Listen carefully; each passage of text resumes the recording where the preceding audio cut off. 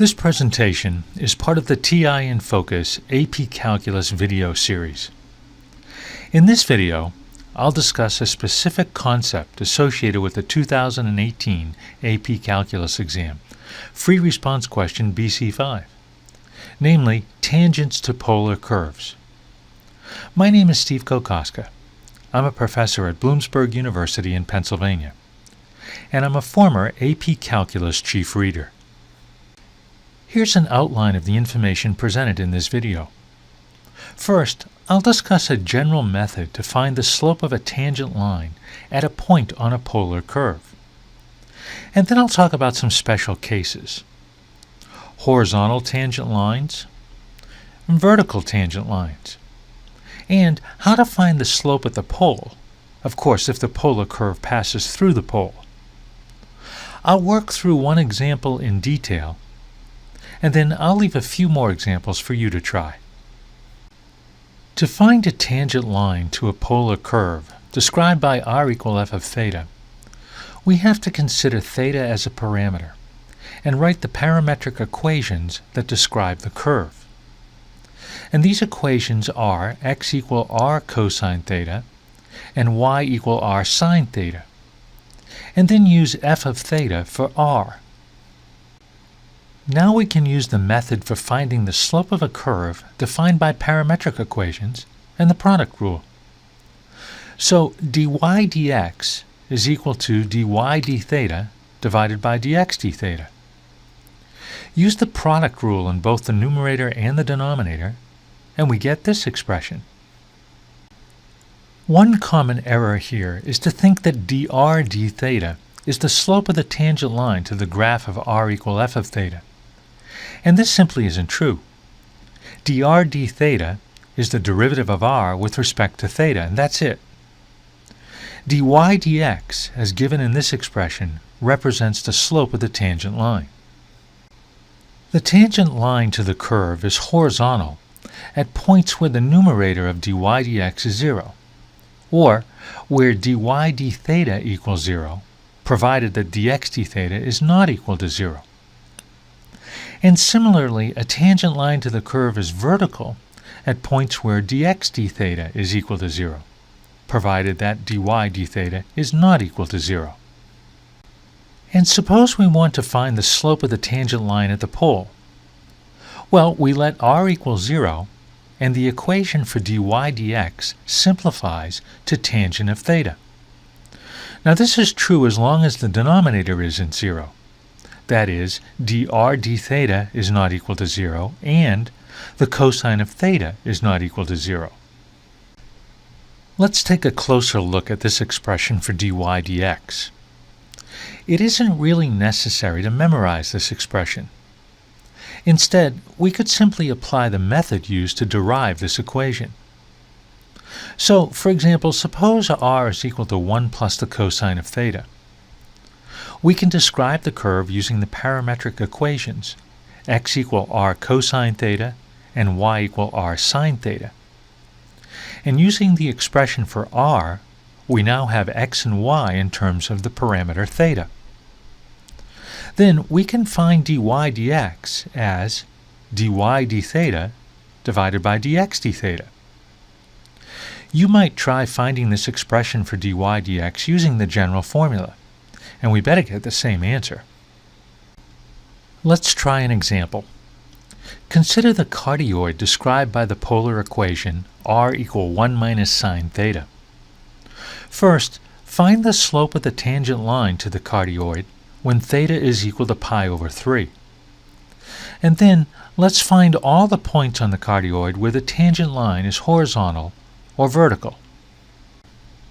I started this problem by graphing the polar curve on a TI-Nspire.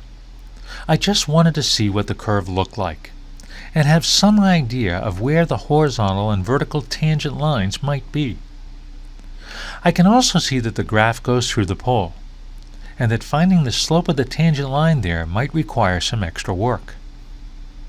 First, write x and y in terms of theta. Then dy dx is equal to dy d theta divided by dx d theta. So take the derivative of y with respect to theta, and divide by the derivative of x with respect to theta. And I did a little bit of simplification. To find the slope of the tangent line at the point when theta equals pi over 3, evaluate the expression for dy dx at theta equal to pi over 3. And this simplifies to 1. You might try adding a graph of the tangent line when theta equals pi over 3 to the graph of the cardioid. Finding the slope is pretty straightforward using technology. Using a TI-Nspire, I first defined the function r. Note that I'm using t here as the parameter rather than theta. Then I wrote the parametric equations for x and y in terms of the parameter t. And then I found dy dt divided by dx dt, evaluated at t equaled pi over 3. And I got the same answer, 1. To find the points where the tangent line is horizontal, find the values of theta for which the numerator of dy dx is equal to 0. So, set dy d theta equal to 0. Use the principle of zero products, that is, one of these two terms must be 0. And this yields 4 values for theta. To find the points where the tangent line is vertical, find the values of theta for which the denominator of dy dx is equal to 0. So, set dx d theta equal to 0. Now, I used a trig identity and a little simplification to get this product. But using the principle of zero products again, solving each expression, this yields 3 values of theta. Here are the points at which the tangent line is horizontal, and the polar curve has vertical tangent lines at these points. And of course, to find each point, I evaluated r at each value of theta. Now, there's an issue at theta equal pi over 2. Both the numerator and the denominator of dy dx are 0. Therefore, dy dx is in an indeterminate form. So we'll have to use L'Hopital's rule to evaluate this derivative. Judging from the graph of the polar curve and the nature of dy dx, I need to consider one-sided limits. So let's take a look at the limit as x goes to pi over 2 from the right of dy dx. In this first step, I used a property of limits. That is, the limit of a product is the product of the limits. I can find this first limit by direct substitution. However, the other limit is in an indeterminate form of 0 over 0.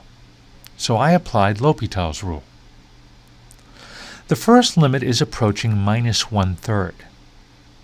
In the second limit, the numerator is approaching minus 1, and the denominator is approaching 0 through small negative values.